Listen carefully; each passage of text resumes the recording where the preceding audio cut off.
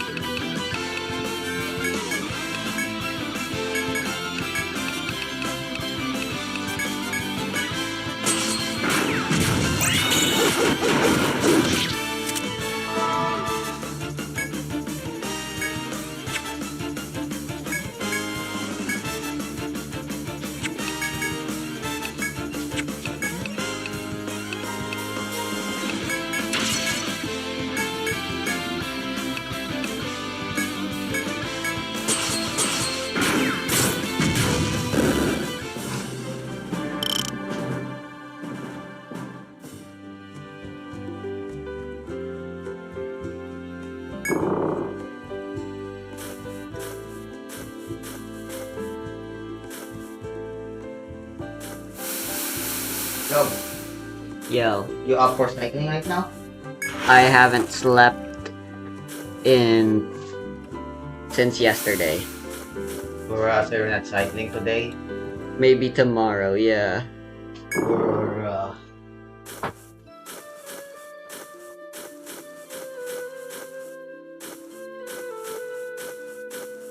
Maybe I can finally have a normal sleep schedule if I just try to keep myself awake.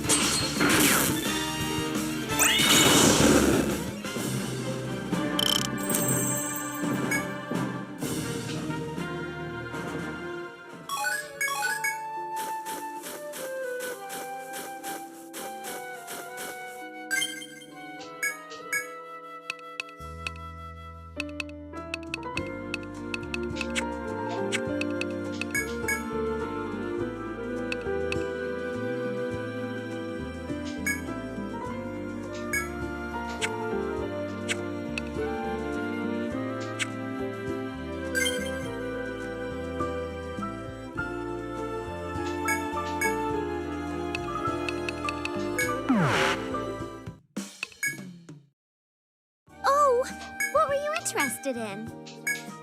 Here you go. Ah, thank you for your business. Thanks for coming.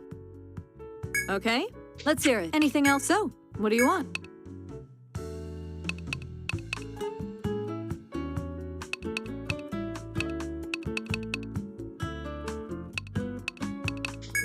What do you think? See you guys.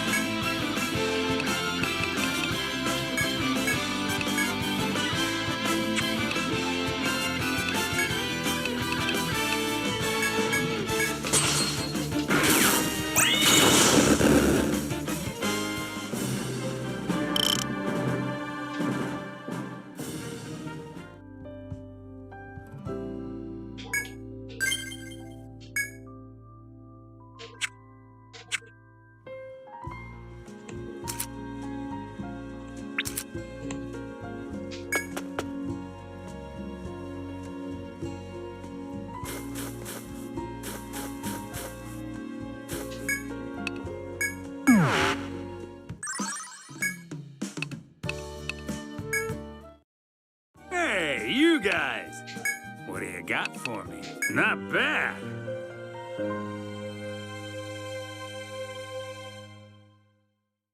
Oops.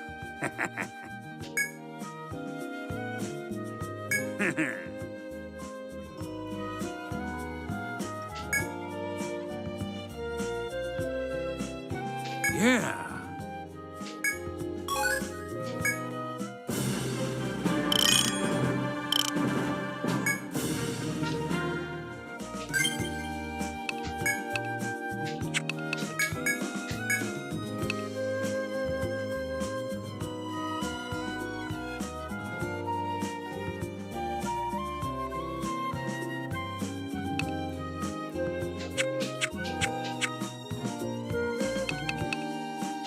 Well, I'm counting on you. Oh, come in. Oh, we had some new things come in.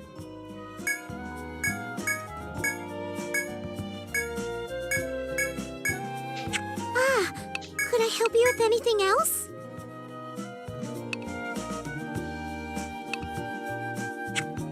Why is it called Liberator if it binds? Holy moly.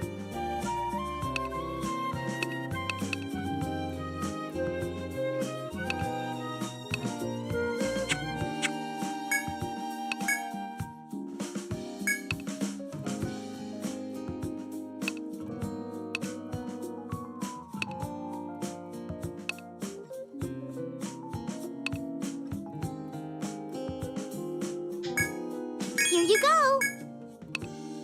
Here you go.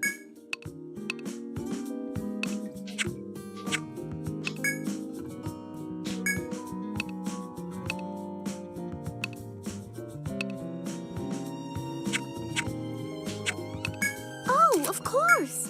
I'll take those. I'll take good care of them. Thank you for your business. Thanks for coming.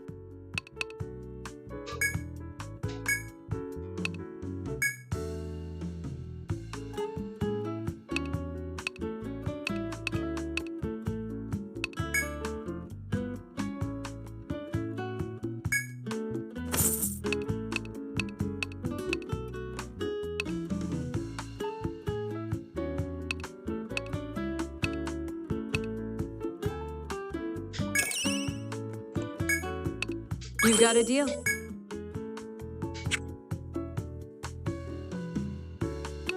Anything else you need? Items, huh?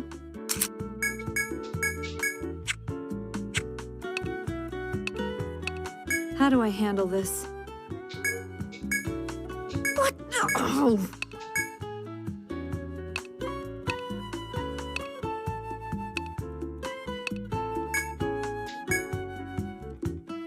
This one, huh?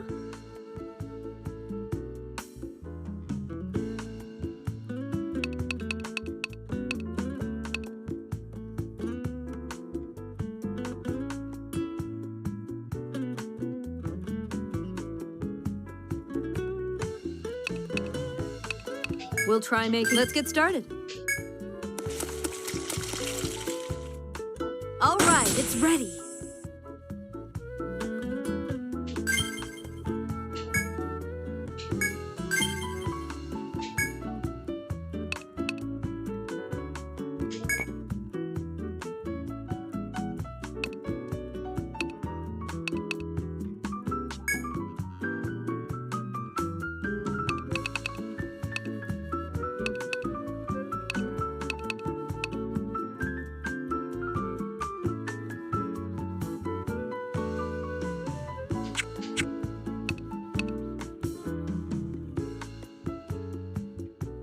This one, huh?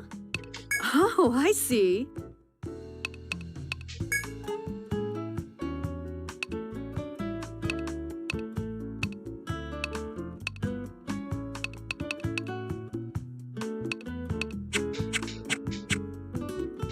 Anything else you need?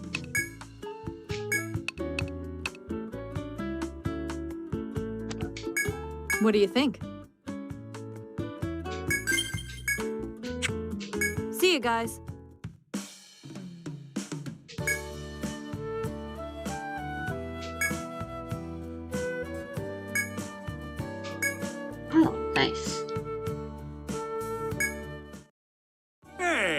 guys, talk as much as you want. Oh, it's you.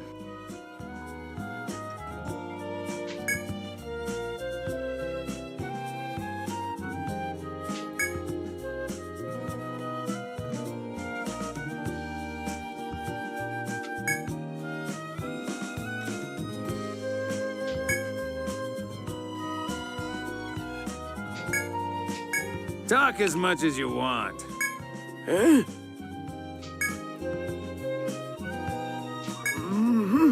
Yep.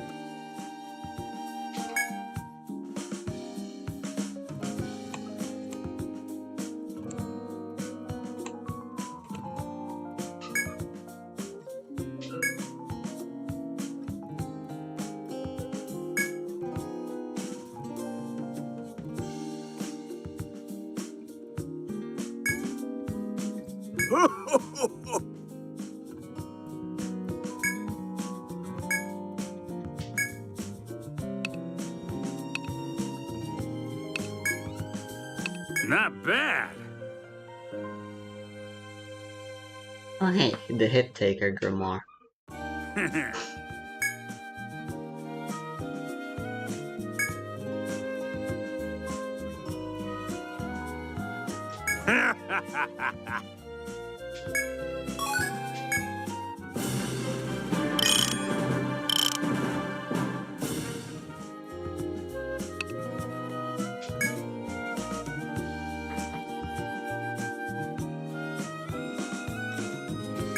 This one, huh? Huh?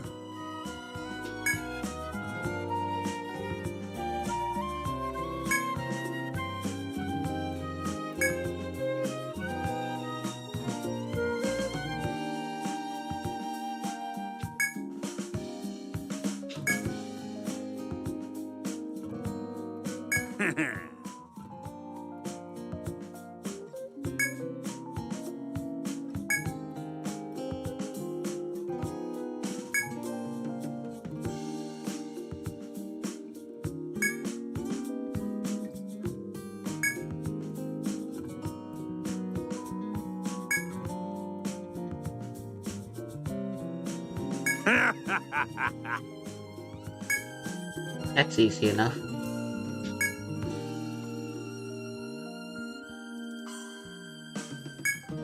This one, huh? Huh?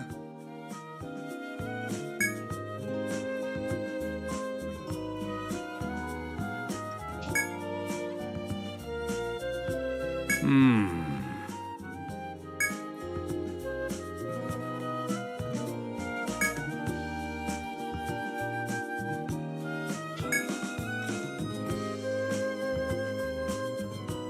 Ah.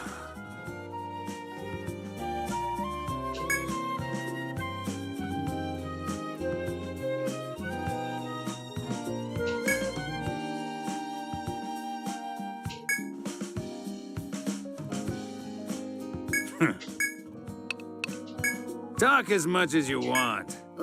What is it? Really?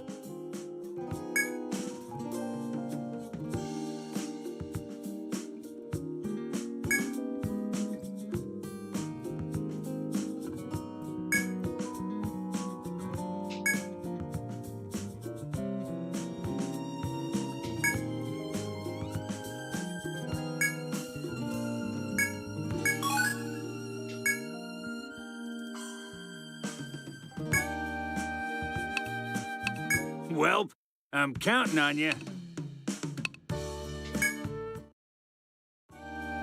Oh, everyone! Oh!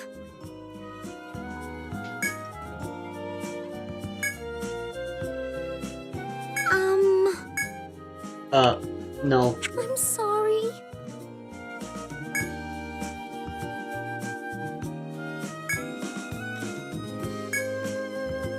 Oh.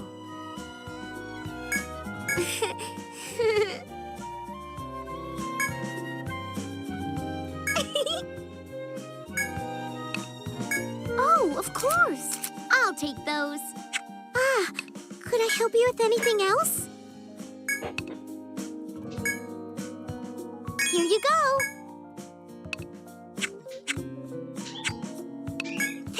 your business.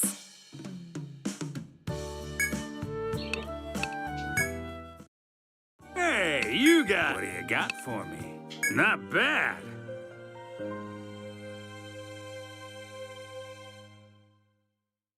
Sure.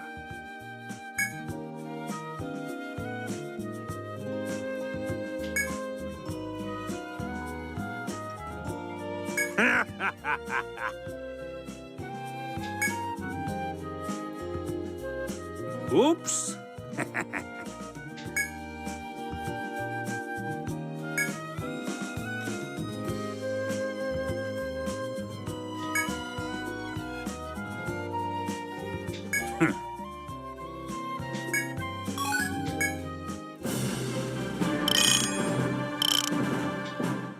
Yeah.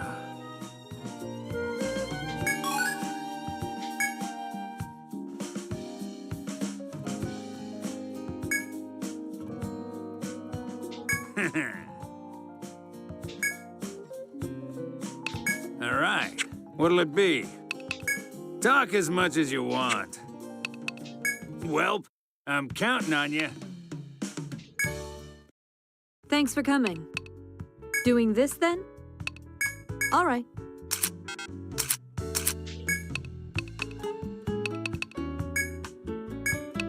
I'll keep an eye on him. Anything else you need?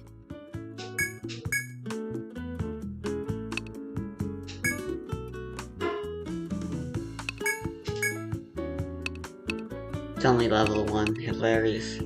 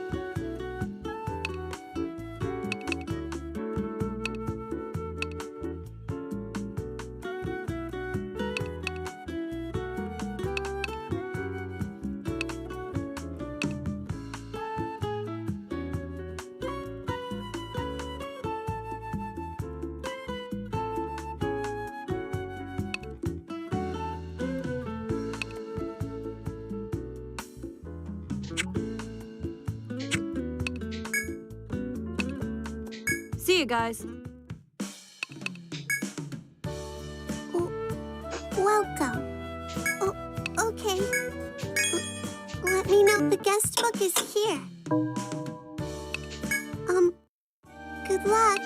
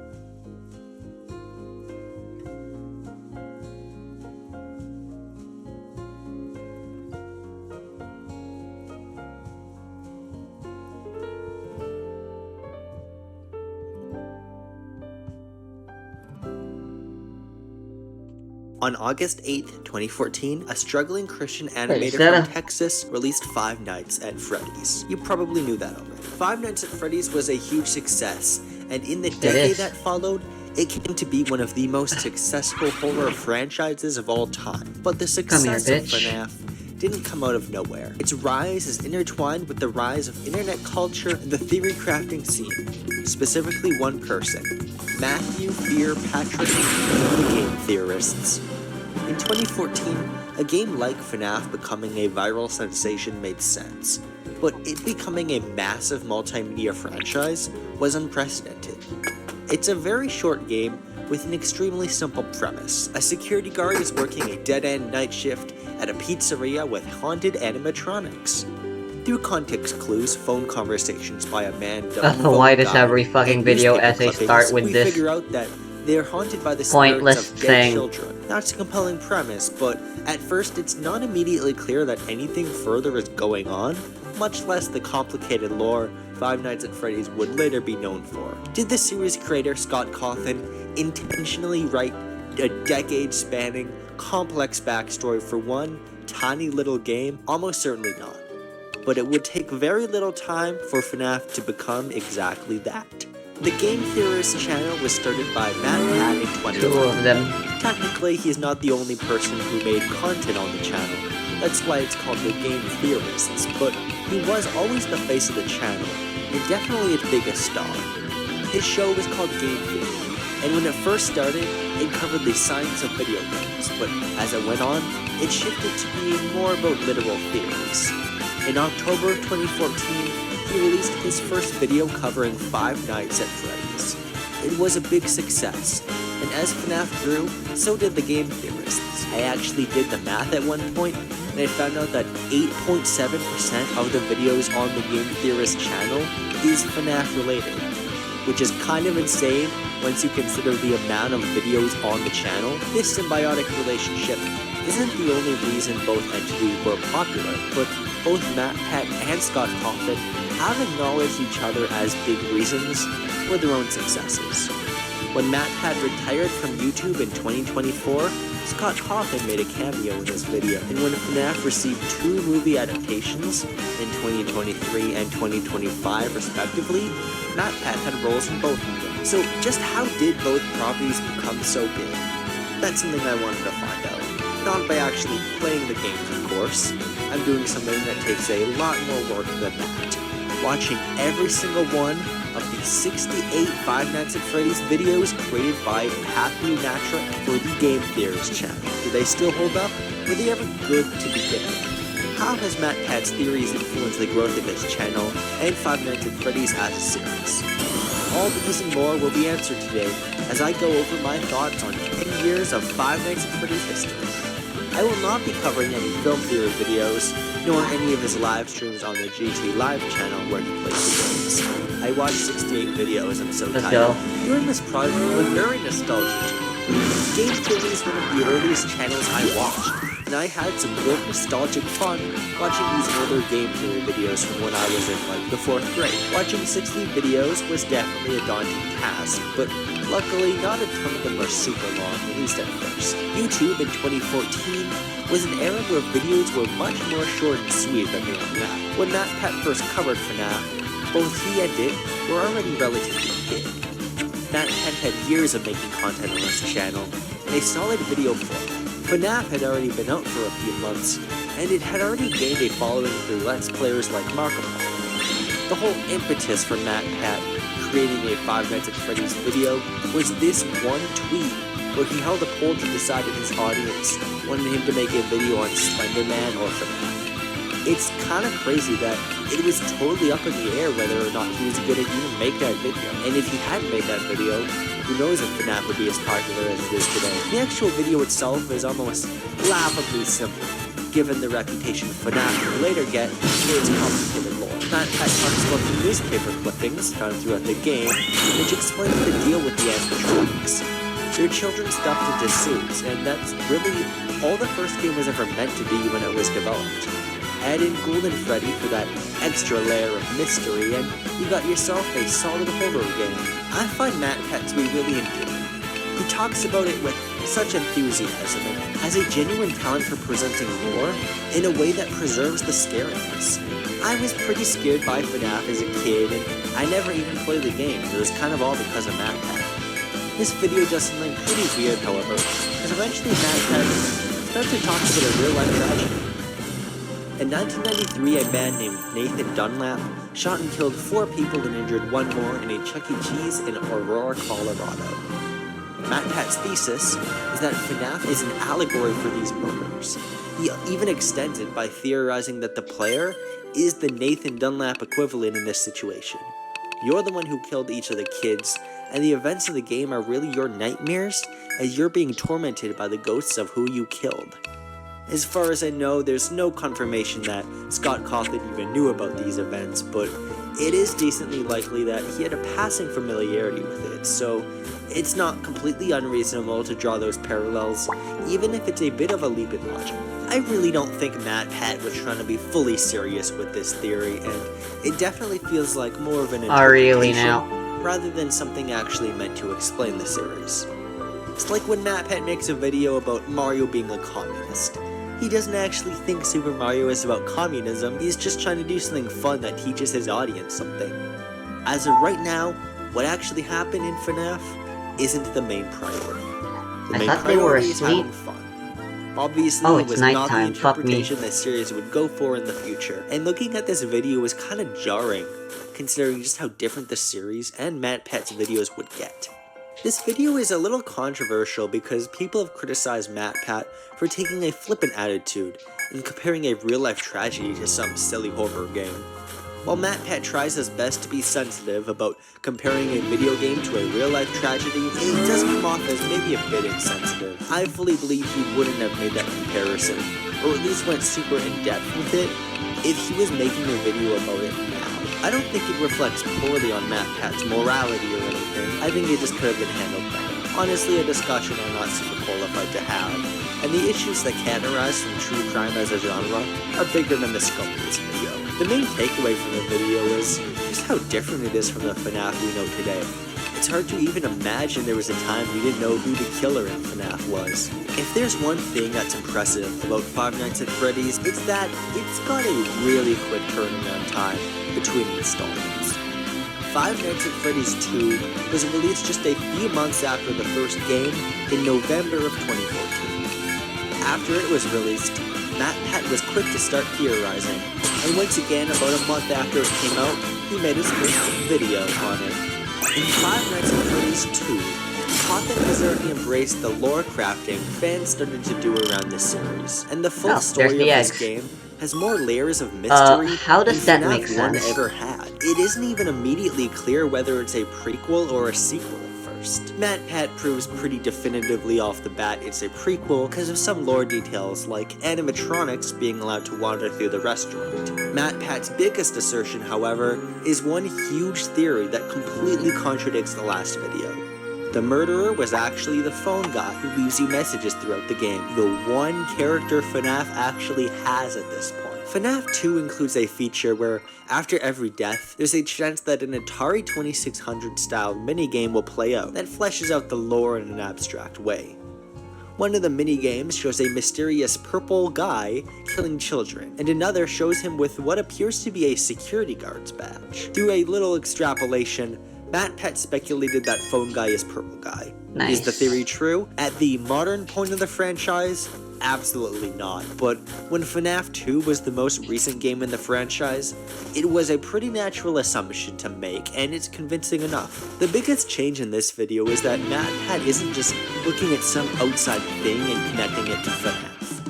FNAF 2 has a smattering of weird, cryptic details that the lore is starting to emerge as an actual thing, to the point MatPat can analyze it entirely.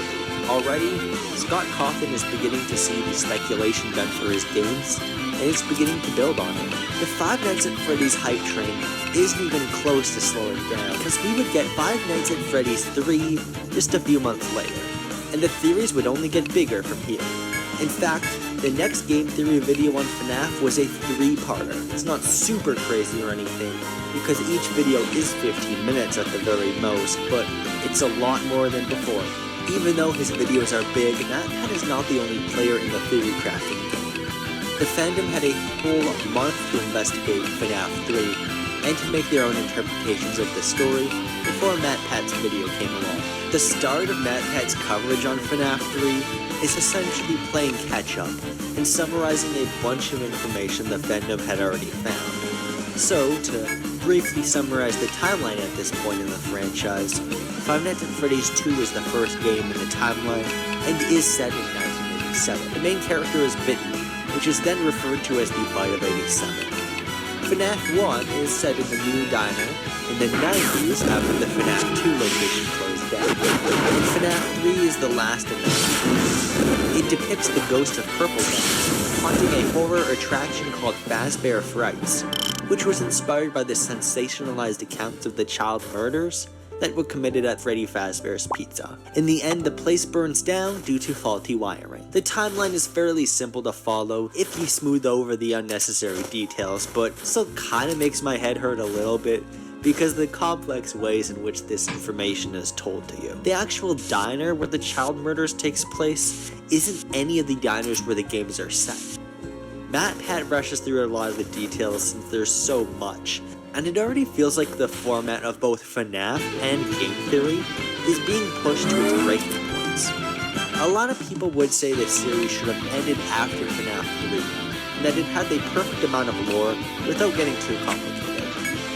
Honestly, I'm inclined to agree, because these 3 games are a solid self-contained trilogy. Once you include so much lore, and so many of the details of the games can be known by an audience, the horror just kind of disappears. Whatever, Scott Cawthon has more lore to tell, so the series is going to continue for a long time. Also, MatPat would continue to stick with the theory that we had in the last video, of Phone Guy being the killer. This theory did not turn out to be true. We will find out later that Phone Guy is 100% not the killer. The actual killer is the founder of Freddy Fazbear's Pizza, William Afton. At this point in the series, he has not been mentioned once. I think MatPat is genuinely a talented writer because even when his theories are goofy or silly or just incorrect, they tend to be fun interpretations that enhance the content of the game. Will it continue to be fun when FNAF's massive scale ends up becoming more and more massive? We'll have to see. The answer is kind of. Five Nights at Freddy's 4 was released on July 24th, 2015. That's actually 3 months before its announced release date in October, so the whole theorizing community was basically left scrambling to analyze it. In FNAF 4, you play as a child in his bedroom, surviving nightmares based on the animatronics from the Five Nights at Freddy's trilogy. Out of all the games in the FNAF series, this is one of the most weird and esoteric, because it's got a bunch of contradictory details, and it's not even clear what the nightmares are, or what the protagonist's relation to Freddy Fazbear's Pizza is. The interpretation MatPat would adopt is that this is the crying child. a child who was the actual Bite of 87 victim instead of the protagonist of FNAF 2. He isn't, but that's what MatPat thinks at this time. MatPat was actually a lot more interested in science instead of the. This video looks at actual case studies of lobotomies and talks about how in reality, people who lose their frontal lobes lack fear responses and aren't capable of having nightmares. Basically, it's an I debunk FNAF because it's scientifically impossible video. Once again, him talking about actual real-life tragedies is jarring, but I think this one has a different tone, since he's using them more as a case study instead of just suggesting the game is an allegory. If you think he's making light of lobotomies, I understand that. Honestly, learning about how your fear response is just taken away by them is pretty disturbing, and it makes me feel uncomfortable. I've liked MatPat's more science-oriented videos. That's how the channel started, and it's just fun to hear a Bill Nye-style science lesson related to a children's horror game. I think there's a deliberate reason MatPat chose not to go super in-depth with the lore at first, and it's because this video feels like a direct response to the lore getting so obtuse and difficult to solve. Throughout the video, MatPat directly addresses Scott Cawthon in a way that feels almost petty. To me, it reads like a refutation of the heavy lore and backstory by telling him none of this is even possible anyways, and I had to explain your complicated lore, Scott Cawthon, now explain this. I do think MatPat genuinely enjoys the series, he said as much, but he has a way of inserting comments about it that give off an impression he's maybe a little tired of having to think about this series so much. Think about it. If you were left completely in the dust by a guy releasing a game 3 months early, and then hit by a massive wave of comments begging you to talk about it, you'd probably be a little petty too. Regrettably, MatPat's whole Take That was shot down almost immediately by the fans.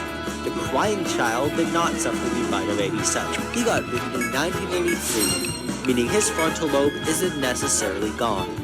MatPat's next FNAF 4 video spends a bit of time correcting small timeline mistakes, but once again the theory is more of a response to the community. It's a video about the completion principle. Our brains are literally wired to want things to feel complete, and what Scott Cawthon is doing plays on that principle to want us to speculate on every tiny detail. There's one quote in particular, I think, that summarizes MatPat and Scott Cawthon's intertwined fates perfectly.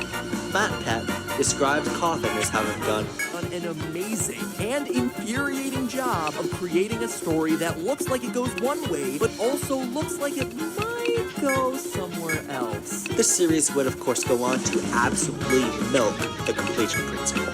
While the timeline continued to get messier, MatPat presented a completely different interpretation. What if the entire series, including FNAF 1, 2, and 3, are all a dream in the mind of a crying child? This is dream theory. And next to Phone Guy being Purple Guy, it might just be the biggest FNAF theory MatPat has ever made. It might seem cheap, but it does legitimately have a lot to back it up in the games. And the community was almost completely split on if this theory, or if the timeline was true. If timeline theory is true, you have to accept a whole bunch of complicated and convoluted lore, including all of FNAF 4's bullshit. If the dream theory is true, a lot of the complicated edges are smoothed off at the cost of all that lore. The theories we accept change how we look at the series, because the very story of FNAF is those theories. I might have complained about the lore a bit earlier, but this ambiguity is genuinely a compelling part of the franchise. MatPat is the lead in a conversation of what this series means, and the conversation is something you couldn't really have if it weren't for the medium of video games. From this point on, FNAF is so big that MatPat can't cover everything with just 1 or 2 theory videos anymore. Not only did FNAF 4 get at least 4 theory videos about it directly, MatPat was hosting live streams at this point. This was when his live stream channel GT Live launched. He did upload one of his live streams on his game theory channel, so rest assured, I did watch the entire 2-hour video. Not only does FNAF itself have a boatload of unanswered questions, at this point in the franchise, there were a bunch of supplemental materials. A book titled Five Nights at Freddy's Silver Eyes and spin-off FNAF. Those two are not canon, but there's still a lot to analyze. games. Silver Eyes was the first time William Afton and his business partner Henry were mentioned. They'd go on to be big players in the next game. Theories already massively eclipsed the scope of the actual content when it comes to this series. We still think Purple Guy is Phone Guy. I will admit, this is the point where I kind of started to fall off FNAF, and Matt Pet's videos on FNAF when I was a kid. It was just a lot, and I didn't feel personally as interested as I was growing up. FNAF 4 was supposed to be the last FNAF game. We all knew that wasn't happening. The inevitable march of FNAF continues, and in October of 2016, a whole year after FNAF 4, the 5th mainline FNAF game would release. Five Nights at Freddy's Sister Location. It's the one with the best fan-made song. The period in the lead up to Sister Location's release was the first time that had speculated on the plot of a game before it was released. The trailers and source code on the website are officially fair game for speculation. Gotta get the jump on Scott Cawthon this time. I honestly didn't know much about the lore of Sister Location, and all I knew was through osmosis since I didn't watch these videos as a kid. We're in uncharted territory for me. As Matt Pett would point out, the source code of the FNAF website confirms that Afton Robotics is linked to the plot of this game. Afton Robotics comes from the Silver Eyes book, and in that book, it is straight up confirmed that William Afton is Purple Guy, and was the co-founder of the original Fredbear Diner. Purple Guy's identity is confirmed. Rest in peace, Purple Guy's Phone Guy theory. You're such a great theory, and many misinformed people somehow still think you're canon because of your longevity and iconicity. If anything, this theory was basically on its way. It was mostly replaced by Dream Theory, or also Dream Theory is pretty much it. When they eventually made the Five Nights at Freddy's movie in 2023, it had a character who guided the protagonist in a similar role to Phone Guy.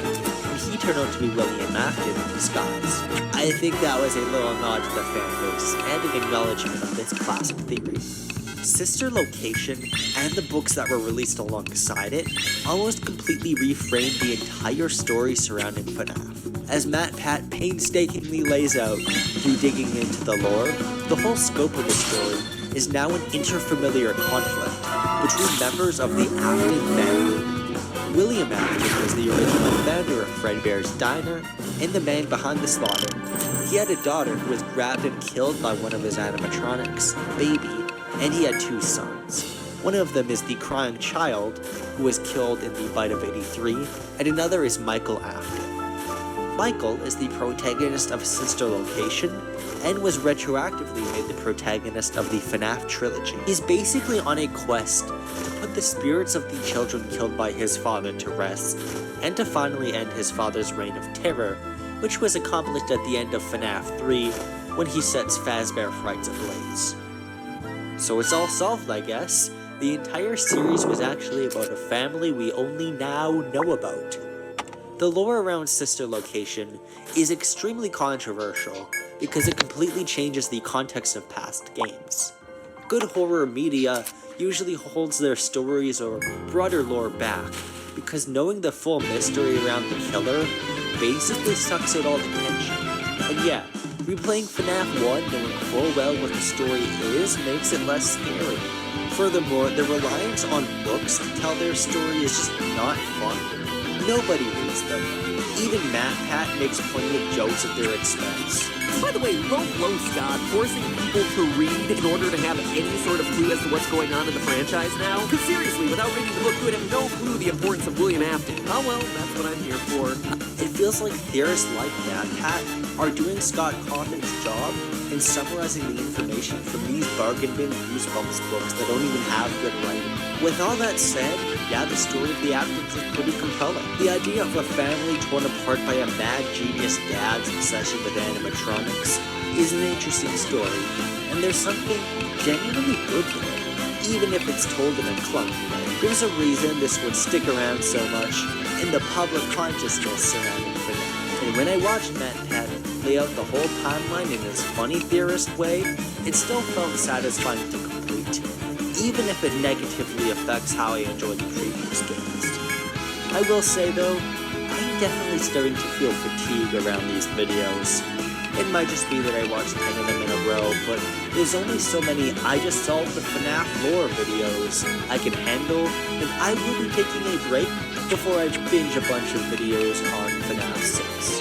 The most enjoyable video Matt had made surrounding Sister Location is another science video. It's a video where he calculates the amount of force needed for an animatronic to crunch a person's skull, like the bite of 83. I don't see how you can make a video about biting children's skulls and not be placed on some kind of list. Maybe it also says something that the videos where he doesn't talk about the lore are the most entertaining to me.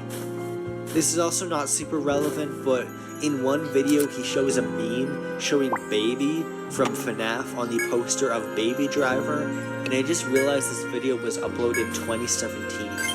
I know that was almost 10 years ago, but it feels more recent when I say it out loud. I don't know what to tell you. I can't believe this video was made in the same presidential administration we're in now. Scott Cawthon has written lore that, while having potential, is just too convoluted for what he has already established in the series. I'm sure MatPat would agree given how much he likes roasting the books. I'm gonna be honest, this book was definitely a step up from the first. It had 200 less pages. Oh, Sigbird, y'all! You need a calendar, man! And looking at statements he's made, I think Cawthon would agree with me too. Look at what he said on Steam message boards at one point. Something that I said in one of the forum threads about this is that sometimes the lore of something can become so crowded that you can't tell an original story anymore. The games in the book should be considered to be separate continuities, even if they do share many familiar elements. So yes, the book is canon, just as the games are. That doesn't mean that they are intended to fit together like two puzzle pieces. I would actually ask anyone wanting to read the book, even if you are a devout fan of the games, to read the book for the sake of enjoying the book. Here Don't try to solve anything. The book is a reimagining of the Five Nights at Freddy's story, and if you go into it with that mindset, I think you'll really enjoy it. I'm Thanks for sure he coming. was That turned out originally pretty nice. planning for Sister Location and the books to be their own timeline with a different interpretation of the series. But Scott, this is what I've you've got some done. news. You've created Timeline A, which is a pretty good horror franchise and has reached its natural conclusion. Then, you supposedly They loved it. created Thanks. Timeline B, which continues and recontextualizes the previous story and is kinda crap. If you do not continue Timeline A, but you do continue Timeline B, it is not a separate timeline. It is one timeline with a bunch of shit mixed in. Nobody is thinking of FNAF 1 to 4 as being Okay, set in a let's hear it. different continuity than Sister Location. This That's one, like huh? saying The Empire Strikes Back is set in a different timeline to A No Hope, seeing as how nothing in New Hope branches off from Empire Strikes Back. That doesn't make any sense. Scott, you are doing the convoluted and messy thing you said was bad. You are writing things you are aware is bad. Let's get started. Either you make vital changes to the original games or you don't. I don't know. genuinely don't understand why Something's Scott missing. Cawthon wrote a series he knew wasn't good instead of just rebooting the franchise or doing something new. It also means that interpretations of the series like Dream Theory are effectively bunk. Even MatPat seems to be frustrated with the lore because he Let's regularly hear it. makes comments about it being long and unnecessarily convoluted. He's not off the hook though. I had to sit through a Uganda Knuckles reference for this project. On December 4th, 2017, Freddy Fazbear's Pizzeria Simulator was released. Despite its name making it sound like a non-canonical Then let's start. tycoon game spin-off, its additions to the Let's hear lore it. go deep and get a little stupid. The plot of the game involves Henry, William Afton's business partner, creating a fake pizzeria to gather every Will this be okay? Then animatronic let's and start. burn it all down Let's to put hear their it. souls to rest. We also find out the names of the children Afton killed, and that Henry had a dead daughter who was the puppet. Also, main goal is a dog. Then let's start. Pizzeria Simulator feels like lore How is he in cleanup two places to at clarify once? things for the fans and to offer a clean conclusion to wrap it all up. MatPat's videos in Pizzeria See you Simulator guys. basically are just summarizing it all. Not to imply MatPat isn't doing a ton of work. He has a video where he talks about a FNAF children's workbook for lore details. It has dabbing Chica. I need to remind you, the The lore of this series comes from bizarre places, and MatPat is the one looking so you don't have to. At this point in this series, MatPat's videos are in a bizarre in-between state, where they're Welcome. both primarily about small, Okay, good night, specific then. details about the franchise book is that here. shouldn't matter much, and are vital information about the whole luck. franchise that changes everything. The second Pizzeria Simulator related video MatPat made does interest me though, because of a question it brings up. It's mostly about some mystery box that was seen in FNAF 4 whose answers haven't been revealed yet. The actual contents of the box don't matter, but what stands out to me is that MatPat theorizes its contents changed. Originally, Scott Cawthon planned for it to be the means by which Dream Theory would be revealed, supposedly, but after the negative reception to FNAF World, he changed the storyline, fearing the fan backlash that would inevitably arise from such a revelation. If that's true, as MatPat theorizes, what else was changed midway through as the series went on? Who's to say vast lore elements weren't changed in response to MatPat's theories? I can't tell you for sure how much Scott Cawthon planned ahead of time, because that's one of the big debates in the FNAF community, but I do doubt pretty heavily he was thinking of the whole Afton storyline from day one. The most logical and natural conclusion to me is that he had a general idea of where the story was going to go from the start, and came up with details as he went along according to what he already wrote and fan expectations. That's normally how it goes with authors of successful series, although who's to say that past theories weren't what Cawthon was intending for the series, and he just changed it to get ahead of the theories. Maybe Phone Guy was Purple Guy, but Scott Cawthon changed it as he went along. Maybe MatPat is unintentionally ghostwriting FNAF, and we were none the wiser. I couldn't say for sure, neither could I say if it's a good thing for Scott to change it.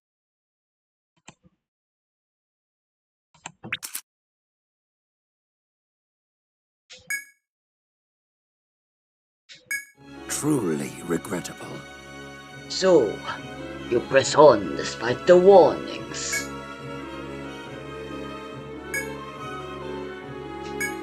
I told you and I told you. Don't you value your life in the slightest? Prepare yourself!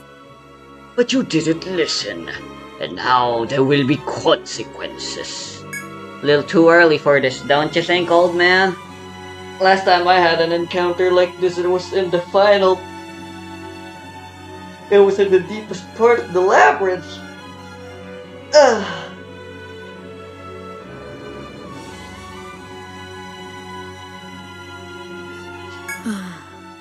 Many years ago, a peerless war magus challenged this forest.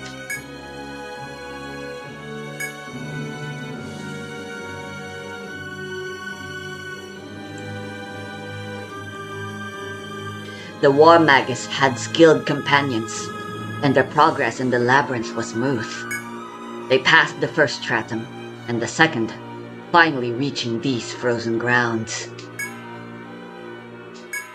Here she lost her life in this forest of snow, protecting her comrades, only her.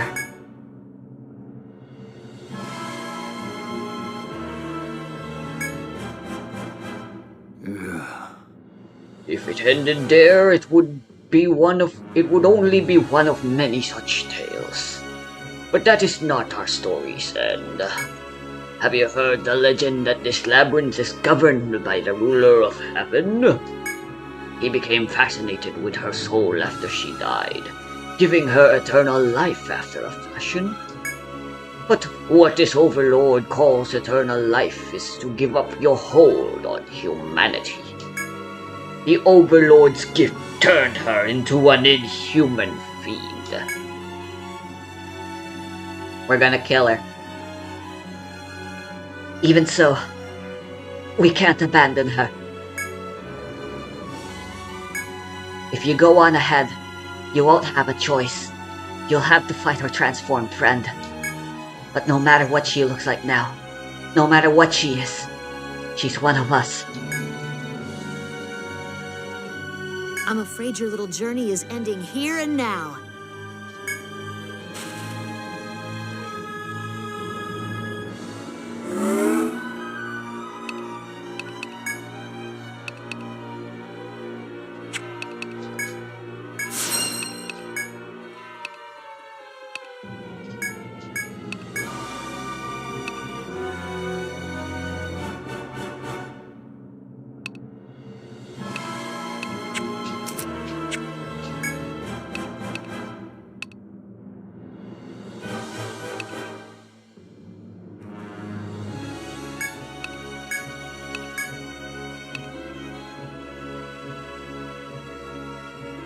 It is a rendition of the previous fight with the humans, with the Hexer and the Ronin lady. It's a little more somber.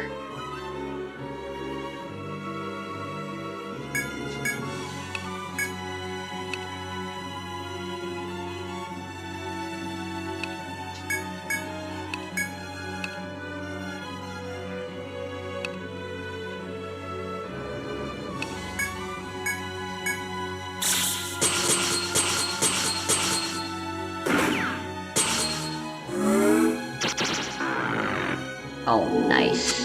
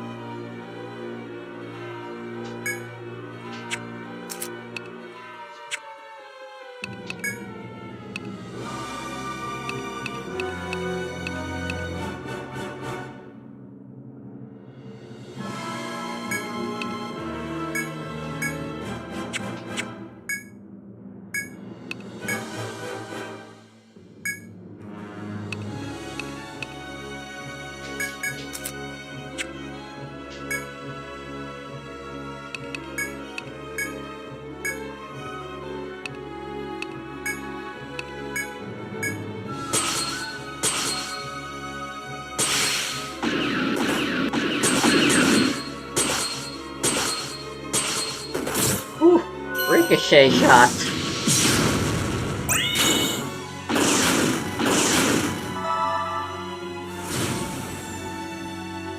Accelerate.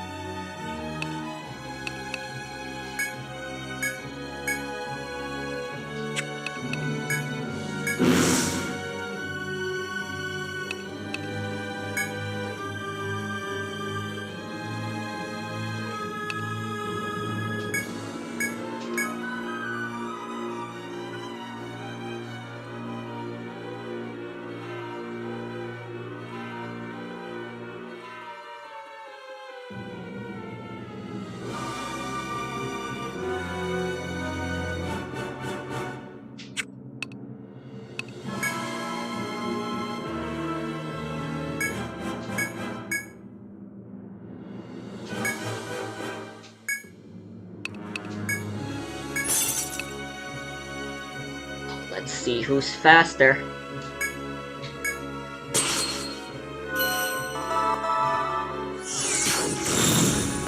Hell yeah.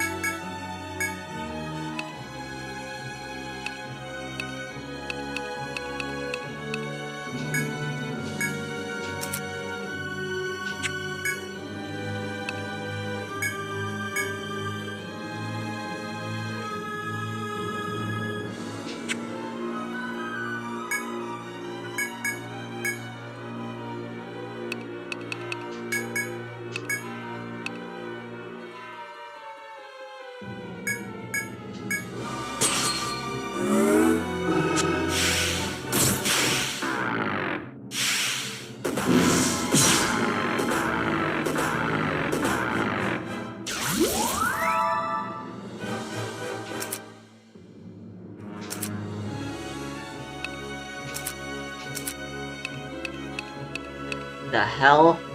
How does that work?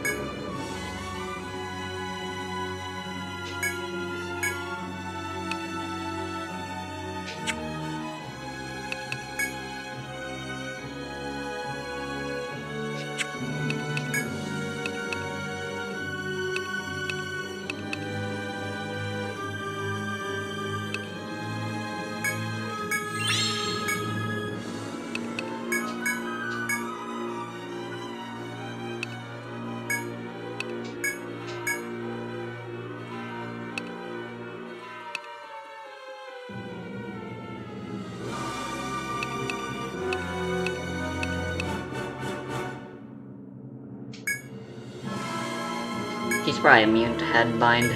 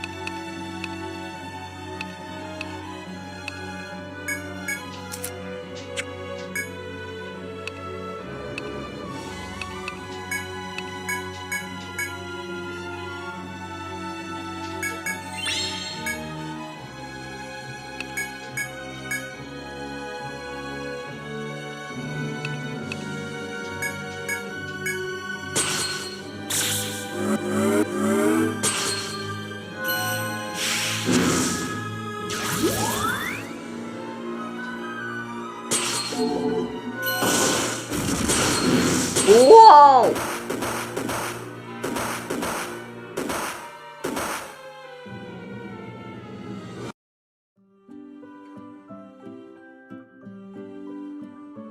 Yo, can I borrow your USB 2.4G? My what? Where's the dock of your controller? Oh, that's over here. This is what I'm talking about. Ah, that thing. Okay then, she fucking commits seppuku. Noted. Right, thanks. That's easy enough to play around. Oh, welcome back. Good luck.